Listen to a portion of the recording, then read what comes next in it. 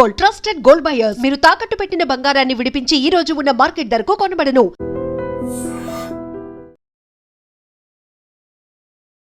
నమస్తే, నేను Kavitha. Welcome to I dream.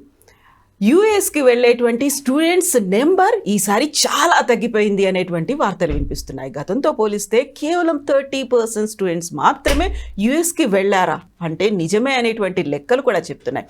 యాక్చువల్గా వీసాకి సంబంధించి రీఫార్మ్స్ ఏమైనా జరిగాయా?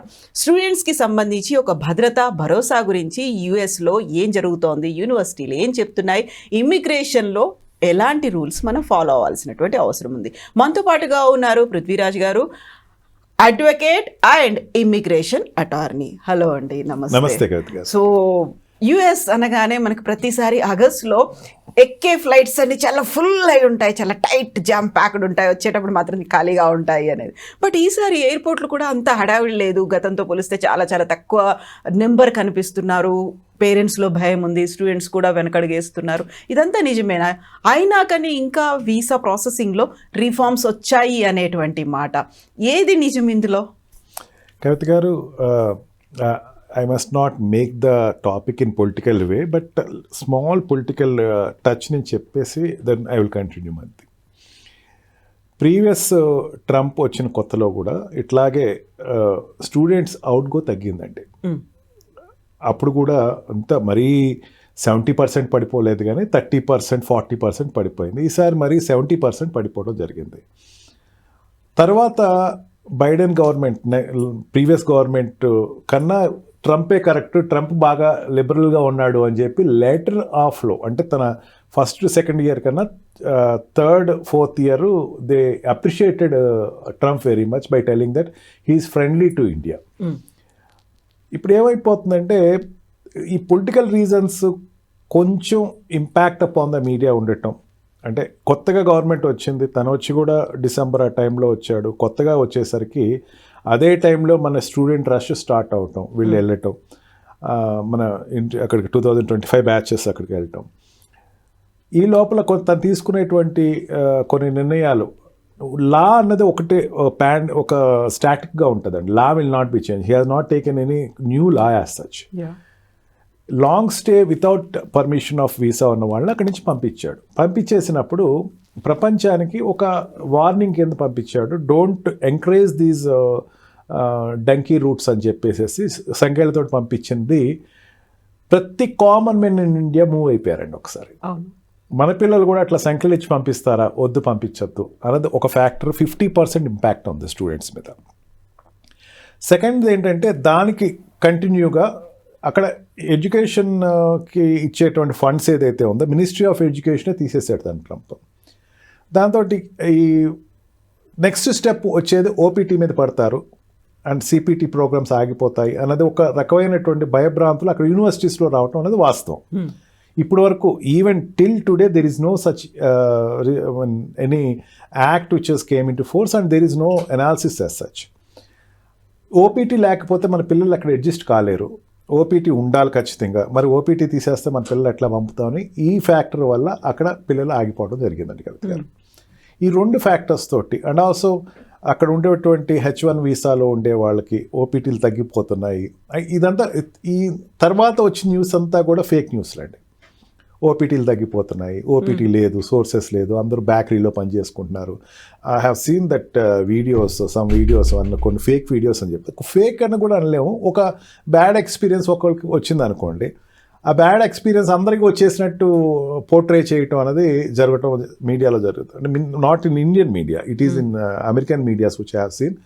That was circulated to the students at length. మాకు ఏమీ లేక మేము ట్యూషన్స్ చెప్తా బతుకుతున్నాం, ఇక్కడ బేబీ సిట్టర్లుగా ఉన్నాం. ఇదంతా అబద్ధం అండి.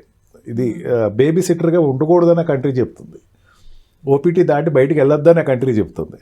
బేబీ సిట్టర్గా వెళ్ళారనేసరికి బిలీవ్ ఇట్ ఆర్ నాట్, అందుకే మీడియా మీద ఆంక్షలు మొదలు పెట్టాడు తను. మీడియా మీద ఆంక్షలు అయితే ఇవన్నీ బయటకు వస్తాయి. ఇప్పుడు అప్పుడు వచ్చిన ఓల్డ్ వీడియోస్ తర్వాత కొత్తవి రాలా. ఇది అవాస్తవాన్ని వాస్తవం కింద చూపించటం. ఇక్కడ పేరెంట్స్కి ఒక భయం ఏర్పడటం. అదే టైంలో Australia and UK try to encash the situation and they are asking please come to our country.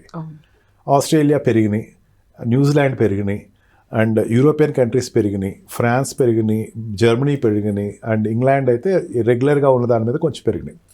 అంటే ఆల్టర్నేటివ్ రూట్స్ స్టార్ట్ చేశారు.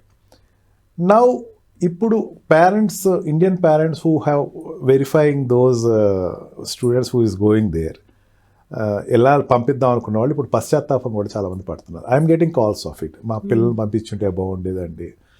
నాకు అడిగినప్పుడు మాత్రం I said that no don't stop of sending your child, please send your child, పంపించండి, వచ్చి నష్టం ఏం లేదు. నేను దేన్ని నమ్మానంటే ఏ యూనివర్సిటీ అయినా సరే ఇక్కడ ఇండియన్ స్టూడెంట్ అక్కడ తీసుకునేటప్పుడు వాళ్ళకి ఎక్కువ రెవెన్యూ వస్తుంది. అన్లెస్ అండ్ అంటే వాళ్ళకి పెద్ద పెద్ద యూనివర్సిటీస్లో వాళ్ళకి ర్యాంక్ ద్వారా వెళ్ళిన వాళ్ళు కానీ, లేకపోతే కొన్ని సెక్టర్స్లో వెళ్ళాలి. మిగతా వాళ్ళందరూ కూడా అక్కడ ఫీజు కట్టి జాయిన్ అవ్వాలి, హెవీ ఫీజెస్ కట్టి జాయిన్ అవుతారు. దగ్గర దగ్గర 40 to 50 lakhs వాళ్ళు ఇన్వెస్ట్ చేస్తారు. కాబట్టి యూనివర్సిటీస్కి అది ఆదాయం పెరుగుతుంది. ఇండియన్ యూనివర్సిటీస్ కంపేర్ చేసుకుందాం. ఇండియన్ యూనివర్సిటీస్లో ఈ పేమెంట్ సీట్స్ ఎవరైనా ఆపేస్తారా?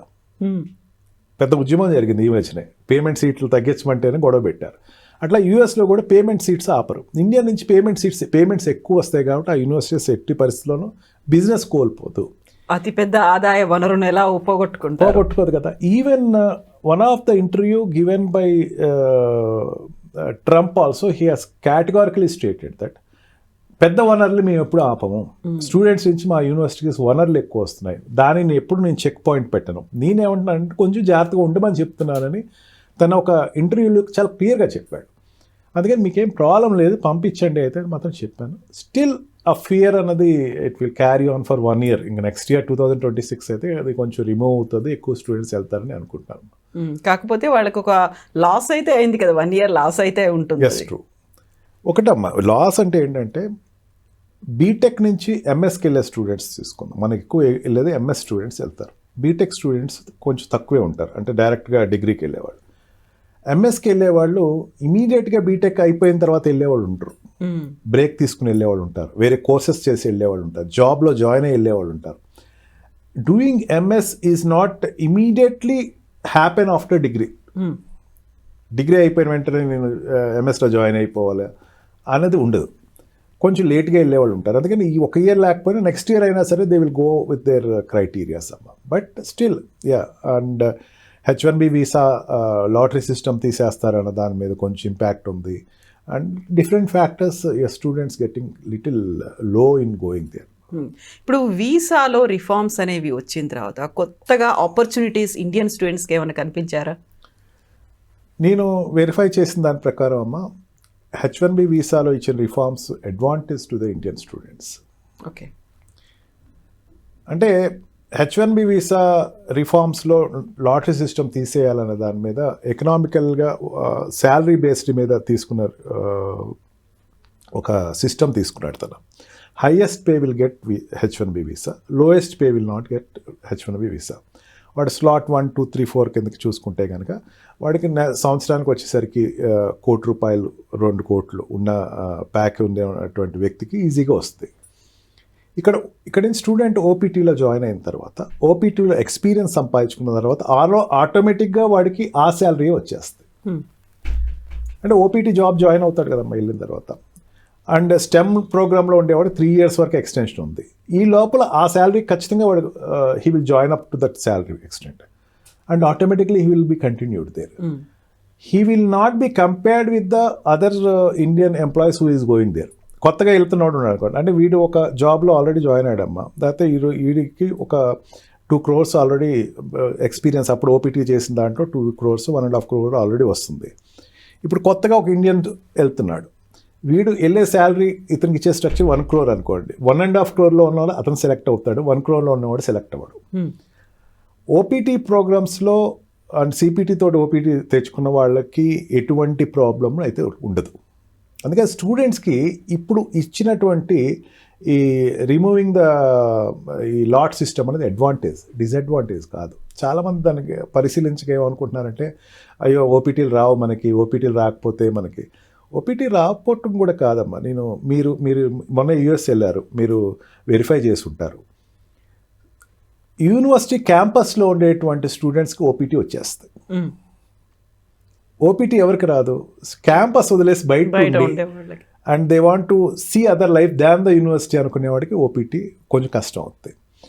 ఓపీటీ వాళ్ళు ఇచ్చే ప్రోగ్రామ్స్ ఏముంటాయి, fellowship, scholarship and this PhD వాళ్ళకి పేపర్ అసిస్టెన్స్ చేసేవాడు ప్రోగ్రామ్, అండ్ క్యాంటీన్ అక్కడ ఉండేటువంటి canteen jobs, librarian jobs, and what call ambassador to the university. ఈ జాబ్స్ ఈజీగా వచ్చేస్తాయి క్యాంపస్లో ఉన్నవాడికి, ఎందుకంటే ప్రొఫెసరే చెప్పేస్తాడు.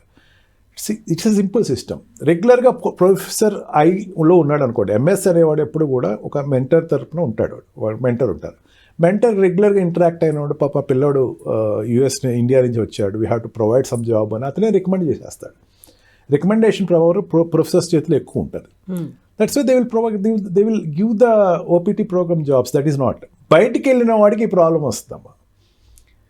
మా పిల్లోడు బయటే ఉండాలి, అవుట్ జాబ్స్ చేయాలంటే నేను I'm silent of it. I always recommend, repeatedly recommending, telling again and again, tell to your children, బయటికి ఉంచద్దు, క్యాంపస్లోనే ఉంచండి.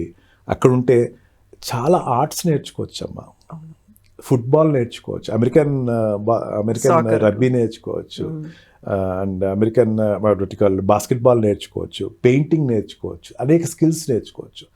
ఇక్కడ మీరు మర్చిపోయి ఉంటారేమో అయ్యని, నేను అక్కడికి వెళ్ళి మీరు నేర్చుకోవచ్చు, సంగీతం నేర్చుకోవచ్చు. You can enjoy the university life. I strongly recommend the student as a father, other than as a advocate, మీరు పిల్లల్ని ఖచ్చితంగా యూనివర్సిటీలోనే ఉంచండి. అక్కడ ఉంచి వాళ్ళని గ్రూమప్ చేస్తే ఖచ్చితంగా వాళ్ళకి ఆపర్చునిటీస్ వస్తాయి. నాకు వచ్చిన రిఫరెన్స్ కేసులో ఏ కేసులో కూడా స్టూడెంట్స్ యూనివర్సిటీలో ఉన్న వాళ్ళకి ఓపీటీ రాని వాళ్ళు లేరమ్మా. అదే OPT program is a successful program. It will not be stopped in future also. కాకపోతే ఈ భయాలు ఉన్నాయి, హెసిటేషన్స్ ఉన్నాయి కాబట్టి ఈసారి ఆ స్టూడెంట్స్ కౌంట్ తగ్గిపోయిందమ్మా. బట్ హోప్స్ అయితే స్టిల్ దేర్. అక్కడ ఏదో ఒక డైర్ సిచ్యువేషన్స్ అట్లాంటివి ఉన్నాయనేది మాత్రం లేదు అక్కడ. Thank you so much. Thank you. And for more videos, please subscribe to iDream. Please subscribe to iDream. Please subscribe iDream. And please subscribe to iDream. For more videos, subscribe to iDream. please like, share and subscribe to the channel. Congratulations, iDream. Subscribe to iDream. Subscribe to iDream. So subscribe to iDream Media. iDream ki iDream team andarki huge congratulations. Please subscribe iDream Media. Please subscribe to iDream. Subscribe iDream. Please subscribe to iDream. iDream అంటే నా కళల ఛానల్ను subscribe చేసుకున్న నోరు తిరుగుతలేదు, మీరైతే గంట గుర్తు కొట్టండి. For more such videos, please subscribe to iDream. Subscribe to iDream. Please subscribe to iDream. Please subscribe iDream Media. Please do subscribe to iDream. Please subscribe to iDream Media. For best entertainment and information, please subscribe iDream. And don't forget to subscribe to iDream.